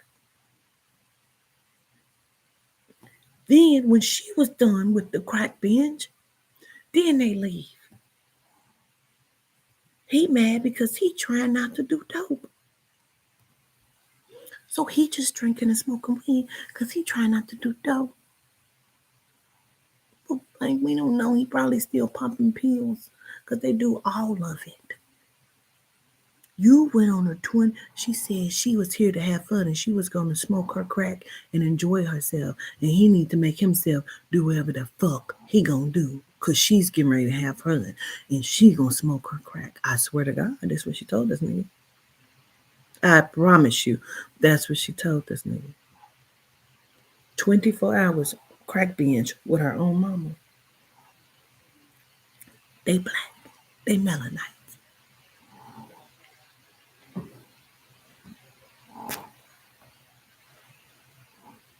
I am not lying. I pills and crack like a song, bitch. Like a song. I am not lying to you. Cause for what? That happened. That happened. I was like, what the fuck? I said, this motherfucker I don't come around. This motherfucker I don't come around. Cause it's always some shit. Embarrassing type shit. You know what I'm saying? I got Bazzy with me one time. We done went over there for a fucking celebration. It was my sister's birthday party and shit. We done left the motherfucking then left the park over at Mount Airy. My sister had a birthday party. So now the party went over to my aunt's house, which was some bullshit. And I kept telling them all day that the nigga that they had at the party, there was a known rapist in the motherfucking neighborhood that they didn't found out through some sort of ancestral shit, supposed to be our cousin. I don't give a fuck. Why is he here at my sister's birthday party in the park? I kept saying, oh, y'all ain't listening to me? This shit gonna end badly. This all day, this is what I'm saying. This shit gonna end badly. You know what the fuck I do, bitch. Why you not listening to me? This shit gonna end badly. Oh, okay, don't worry about it. So before we even leave the park, this nigga then start walking around with his hands on his hips, screaming and hollering and shit. He then fell to the ground inside, you know, the little awning thing, the little house, the little picnic house out in the motherfucking park where we all up under there. But I'm sitting in the van smoking. I'm like, fuck this. This shit about to end bad, bitch. I'm not going over there. This shit about to end bad, bro. Ain't nobody fucking listening. So now a few of the cousins, we talking and shit, standing outside the van. I'm sitting in the driver's seat with the door open. Somebody else is inside the van. I'm like, this shit is going to end badly. Because y'all not listening to me. Now, mind you, we didn't had a situation with this motherfucker before, like a year prior, where I didn't got pissed. It's like, what the fuck ever, right? Right. So now when I see him there at this park, this day, I keep saying, why is he here? What'd he do? Before we even leave the park, this nigga then fell to the ground, then grabbed my aunt, who's 60 something, the aunt, my cousin's mama, the same one, then grabbed her around her motherfucking ankles and about swept her to the floor, to the ground, damn near breaking her fucking ankles and probably knocked her the fuck out. Cause why? He's a rapist. Known rapist. Not a play one, a real one. This nigga slid a dresser in front of a door and raped a 16-year-old girl with niggas in the house. How do I know? Because my cousin was in the house when he did it. Okay. He had them beat his brother to death. He had just got out like a year before for almost beating his brother to death. His family didn't want him around. Now, his uncle, who also lived in the same fucking neighborhood, is also a known pedophile. They done found little girl panties in his motherfucking garage. That's neither here nor there. Real stories, real shit. Okay. So now that didn't happen. Okay. I keep saying, okay, there's the first warning. There's the first warning. I keep telling y'all, why is he here? This shit gonna end badly. All right, so now the party done left the park. They moved to my aunt's house. Batsy didn't pull up. We all standing outside. We chilling. We kicking it. You know what I'm saying? Like, this is her first time meeting my family. My family first time meeting Batsy, you know? So it's like we kicking it. I go in the house. She's still outside. Carlos is there with me. He's outside. So now I'm in the house. I'm talking to my people, my brother in the house. Shit, I'm talking to my brother like, yeah, we about to smoke, whatever. I hear commotion. I go to the front door before I can get out the door. Carlos is like, Queen! I'm thinking it's Batsy. So I run the fuck outside. All I see is my aunt. How old is my aunt? In her 60s. This is the aunt who houses her sister. She's in her 60s. Now, backstory really quickly. My aunts fight. Them bitches will fight and drink you under the table. That's where I come from. My aunts will fight, beat your motherfucking ass because they can fight. They fight niggas and will drink you under the table. Now, I come outside, and it's no lie. I come outside. My aunt is standing up like this. Her cigarette is in this hand. And she is cracking this nigga. This is her beer. She then handed the beer over here. So now she got her cigarette in her beer. And she is cracking this nigga. Boom, boom, boom, boom. I come out like, what is going on? What is going on? Who is that? She say, this nigga's on my nephew. I say, wait, who is on what? She never drops the beer. She never drops her cigarette. And she is cracking this motherfucker. Boom, boom. I'm like looking. I don't see Batsy. So now I'm thinking Batsy's under the pile getting beat up. I'm like, who is that? They like, Boodle and Mike where? Who?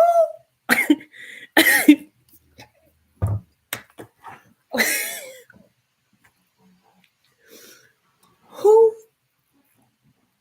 You mean the motherfucker I said this was gonna end badly? I lose it. I'm cracking this nigga. Boom, boom, boom. I got on bracelets.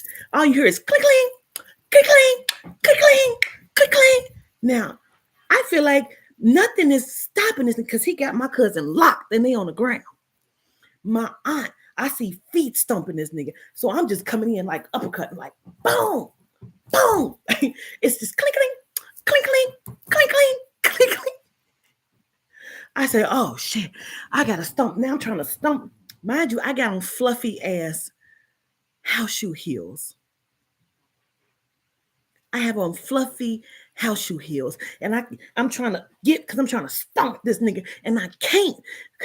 Somebody got me. I'm off balance. I'm trying to stomp this nigga. And I can't. I'm off balance. It's Batsy. Batsy is trying to pull me off this nigga. Like my family has lost their mind. So now the niggas done got me out the way. What I thought I was doing, I don't know.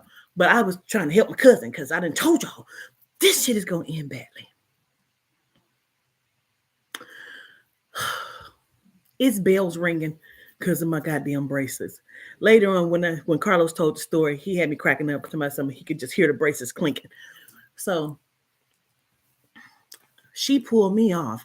Now my cousin them, they didn't separate him because it was hard to separate him. He had my cousin knocked, right? So they didn't found because he had his head down like this. I'm hitting him in the back of the head.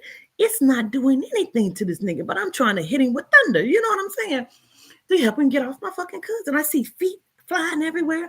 It's a lot of shit happening. So they get him apart. Now they done drug him to the front yard. And they giving it to him. My cousin keeps slamming a chair on him. Boom! Boom! Now he's hitting him. Boom! Boom! Boom!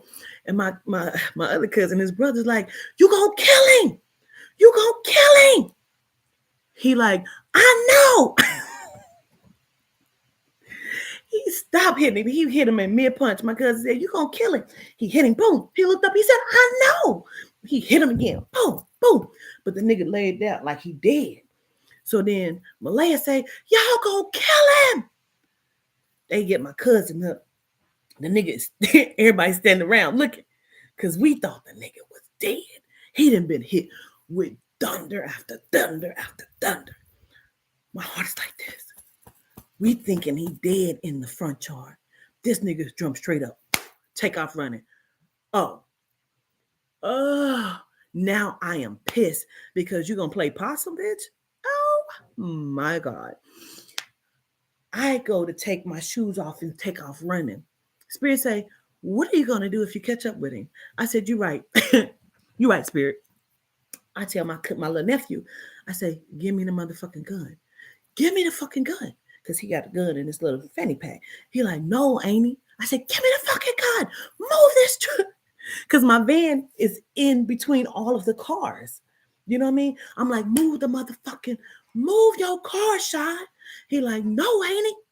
I said, no problem. I jump in the motherfucking van. I spin, like, it's almost like my van do just like this. I spin my whole van out of the fucking driveway, through the yard, around, and now I'm flooring it. I'm about to run this nigga down. You hear me? This how fast it happened. To this day, they keep saying, we don't know how you got your van out that fast. Me either. Because when Spirit said, you can't catch him, what you gonna do? I said, you're right, Spirit. Great idea. So I jump in my van. I do this shit. I mean, it's like, boom, seconds. I'm flooring it down the motherfucking street. I'm flooring it down Neptune. I'm like this close from hitting this nigga. As I'm going around the curve, this nigga dive into the yard. I spin, go up in somebody's driveway, back it out. Because I'm getting ready to kill this nigga. I'm turning around. My foot is on the pedal like this. Because my heart, I'm about to kill this nigga. I'm going to kill this nigga. I'm going to kill him. He's dead. You know? I turn around. He's beating on the door. Wake up. Wake up. Wake up. Help. Help. Y'all come outside. I scream, nigga, if you come out the yard, I'm killing you. Here come Carlos running down the street. Queen! Queen! I pull her. I say, Carlos, get in the fucking car. He jump in the back seat. I pull around. Now, my family is crazy and they're drunk. They are standing all in the street. Quatita, what is you doing? Here come my cousin Asia. What about your career? You gonna lose everything you didn't work for. I'm looking at this bitch because we ain't talked in over 2 years almost. Because I don't fuck with it. You know what I mean? So I'm like, I'm good. I'm good. Badgie then jumped in the back seat. Carlos is in the back seat. Everybody's standing at the windows. I'm like, I'm good. Get out the fucking car. I'm about to park. They like, Quatita, park the car. I said, I am. Get the fuck out. They get out. I hit the gas. I go around the corner. I'm trying to catch this nigga. Like, hopefully he's coming back out the yard because I'm about to kill him. I come all the way down. It's family. His family standing out outside. I don't give a fuck. I said, I'm killing you, nigga. I come back around and I park. They never came from up the street. They called the police because they already knew what time it is. You come to the Johnson house, bitch, we're killing you. You understand me? We unaliving you, bitch. That was the craziest night. There's something wrong with my family. There's something wrong with my family. That's why I don't go around the motherfuckers. They bring out the worst in me. You hear me? Every time we have a get together, and we are known as the party house, bitch. Excuse me, nobody in Skyline likes my family. Damn near. Now, if they do, it's because they done came down and they drinking with us, you know. Child, I don't go around them because they crazy. And they bring out the worst in me. And we can't have a family get together. My aunts got drunk one time and started fighting each other. They was hitting each other with fucking stools. Like they in a bar. I don't fuck with them bitches. I don't fuck with them. I don't fuck with them. I don't fuck with them. When I came back around the corner and parked the van, Bazzy is nowhere in sight. I'm like, where the fuck is Bazzy at? They like, she in her car. No lie, bitch. I walk down the street, I get in the car. Bazzy is sitting in the car like this with her gun.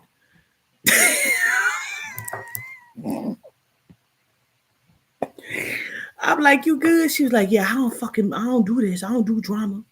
I don't do drama. Bitch, she was sitting in her car with her gun.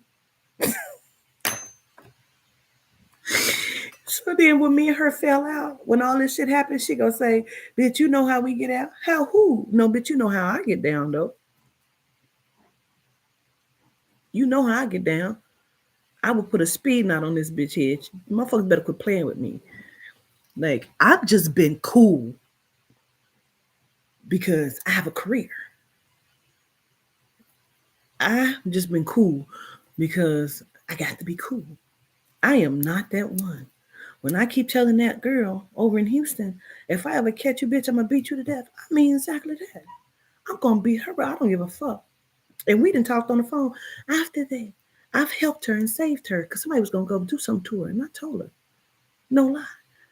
Because I want you to be alive. So when I come and I see you, I'm going to beat you up, young lady. I mean that. Motherfuckers, you keep thinking this spiritual game. Bitch, I will beat you up and burn some sage. I'm trying to tell you. And if I don't beat you up, bitch, don't worry about it. We gonna fight and you're gonna know about it. And you're gonna know I was there. You hear me? When I see her, it's smoke. I'm not gonna forget. She made another little video and all kind of shit, girl. I don't care. Because when I see you, sis, it's up. That was some crazy shit. Crazy. My family is crazy.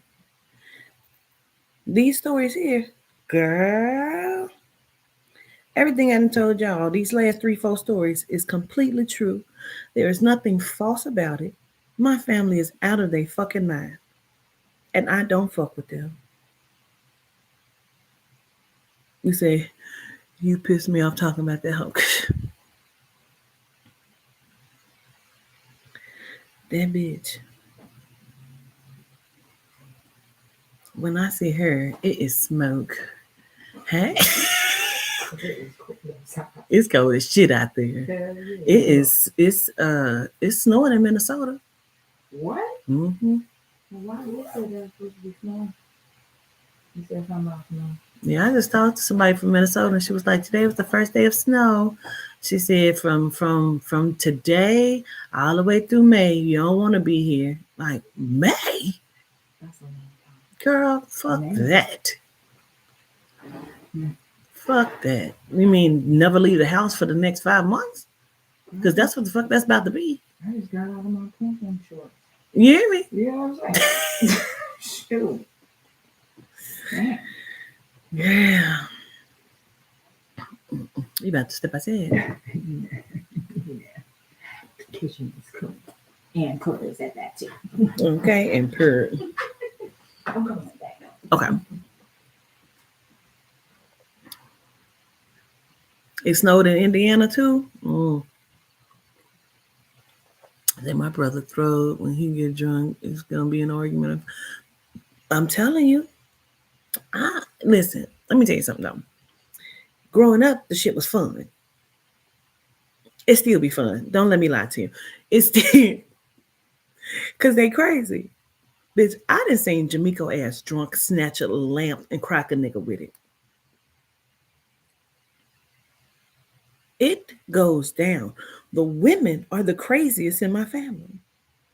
The house is going bananas. This was when I said the first time they had the wrong person there. I kept saying, "What is he doing here?" I said that had happened a year prior to it. This is that night. Girl, Jamaico didn't got drunk. Everybody in the house is drunk but me. This night I did not drink. I didn't even smoke. So I'm looking at everybody. My ass is the only one in there crying, like, this is crazy. I cannot believe that this is happening. Jamaico's nose is flaring like this because she is pissed. I'm like, what are you doing? Like everybody just trying to stop somebody because everybody in the house fighting. I'm just like, why is y'all doing this? My cousin, the one who had his wife stolen, is walking around. First of all, bitch, he got a fucking flip phone Nokia. This was only like what 2019, maybe 2020. 2020? Yeah, it was 2020. He has a flip Nokia walking around the house talking about some World Star.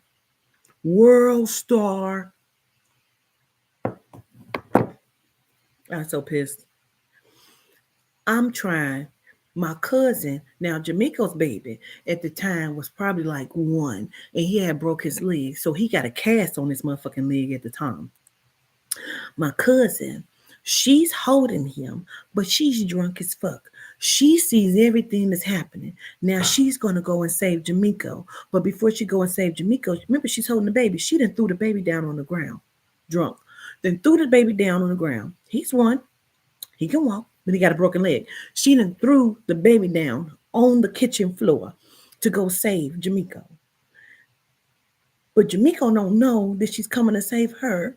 So she thought they was about to fight. So now they didn't got into it. Okay, it takes time. Bitch, wait a minute.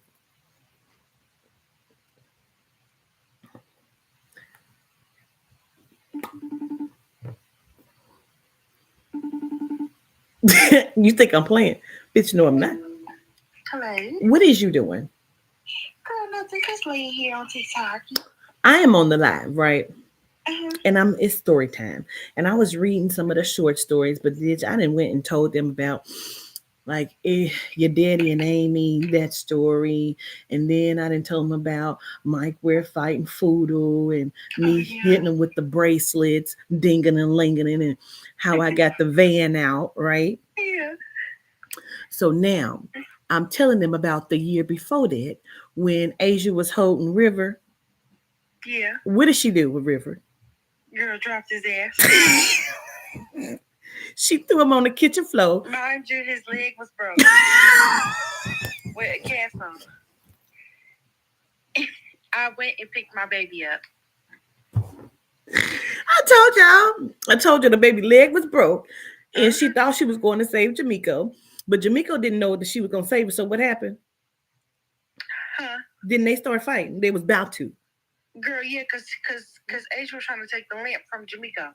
Because what I said Jamaico was crazy. She done went and snatched the lamp out the wall because she was getting ready to go crack her husband with it. And somebody got knocked out back there in that room. Her husband did by our little cousin. Our little cousin. Then knocked him the fuck out. Was recording and saying World Star. I cannot make this shit up. I told y'all he had a flip Nokia. Walking around the house talking about some World Star. I almost peed on myself just now. Oh God. Toddy, the shit was crazy. I was screaming. Girl, I was cracking the fuck up just now. And the fact that she came on here and told y'all exactly what I told y'all, I am not lying. I don't know what is wrong with our family. This nigga was walking around with a flip Nokia talking about World Star. Do you remember what I was doing? Do you remember what I was doing? For some reason, I don't have no recollection. Because I was walking in her house crying, trying to stop Oh, everybody. that's right. This is crazy. This is crazy. Mind you, I'm not really that phased by it Oh, because I know at some point this is all gonna end. God. The shit be fun, but it don't be fun. It's sad because who the fuck acts like this? Okay. I told y'all I was It crying goes walking around talking down. about this is crazy. Because I was the only one that wasn't drunk. Everybody else was drunk. Jamaica's husband was in my face like, "Cuz, I ain't even do nothing. Cuz, I ain't even do nothing." They done beat him and drug him all in the back room and beat him to death. Here come Jamaica and snatched the lamp. I said, "What is you doing?" Nah, he done ruined my night. I want to feel myself. She said, "Nah, this nigga done ruined my night. I'm sick of him." Snatched the lamp with the cord. Bitch, that's the cord she's snatching out the wall. She got the lamp in his hand. She done snatched the cord. Now, let's go back to the story before Toddy. What was you doing on TikTok? You was on TikTok. Yeah. Real quick, I ain't gonna even hold you long. The story before, I had told them all day at Trish party in Mount Airy Park that Mike Ware shouldn't be there because this was gonna end badly. Now, what did he do at the park, Tanisi? When he was on her ankles. About to knock her the fuck down. He didn't fell on the ground and grab my arm by her ankle. Now, I told him how I came out sad and I thought it was Badsy getting beat up. And Carlos. Now, it was almost Toddy. It was almost me.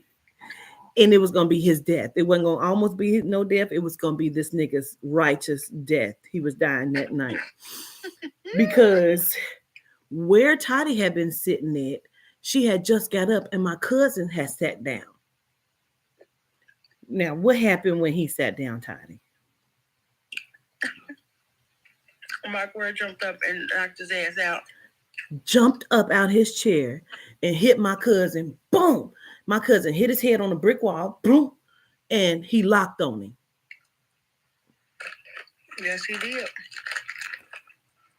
He was mad because none of the girls was talking to him. And they wouldn't let him smoke no more weed or drink nothing else. Because he was acting crazy. Yep. So when Toddy gets up, my cousin sit down, he jump up and hit my cousin and lock on him. He was so pissed. I He said, was so pissed. because he was standing there. First, he had been looking at my daughter. A nigga, what the fuck is you looking at? I'm looking at you, looking, Nick, can I help you? Because it was going to mean death for that nigga. It was going to be a righteous death, too. That's killing that nigga. A well-deserved one. I told him how I got the van out real quick. And flew down the street and was trying to run him over. I said, when I came back, Toddy, what was Aisha saying? The shit was so funny, bro. Girl, she was so just, Quixita, your career. Your career. What is you doing? Your Why did career. you do this? It's not worth it. It's not worth it. I was like, I'm about to park. Get out the fucking car. Child. That shit was the craziest. What is wrong with our family? Girl, what is wrong? Dysfunction. Dysfunction. Girl. I said, this is crazy as hell. How's your night been? Over there chilling? Good times. Good times. Oh my God. Good times. Oh God. It's been one fight after another. Them niggas get over there and get crazy. Okay. I was telling them, remember when our cousin who took our other cousin's wife Mm-hmm. and, Yep. and then moved to a different state And they really is living their little happy little life. and keep coming back like she was never nobody else's wife. Okay. I And love that for them, though. I ain't gonna lie. me too. And then I told them how her part of, was it last year when we had the family get together and she disappeared on a 24-hour crack binge Oh, yeah. with her mama. Yeah. I ain't gave no names though, but yeah. I don't know what the fuck is going on. I don't know. That's why I don't go around. That's why I don't fuck with these people. They is insanity. It really is. I mean, crack is whack. Anywho, I said, no, y'all think it's a fucking game. Let me call Toddy. Yeah, what you eating? Girl, Skittles. You high? Yeah. You got the munchies. Yeah, I do. You say you high as fuck? Yeah, I brought my little cottage one because I only found a little piece of Rolo. But it all worked out. It was good enough. That's gonna last you? Yeah. Yeah. You good? Yeah. All right. Because your eyes look like they like this. You over there fucking them Skittles up. Okay. Your ass is crazy. Okay, period. Hold on, Sarah.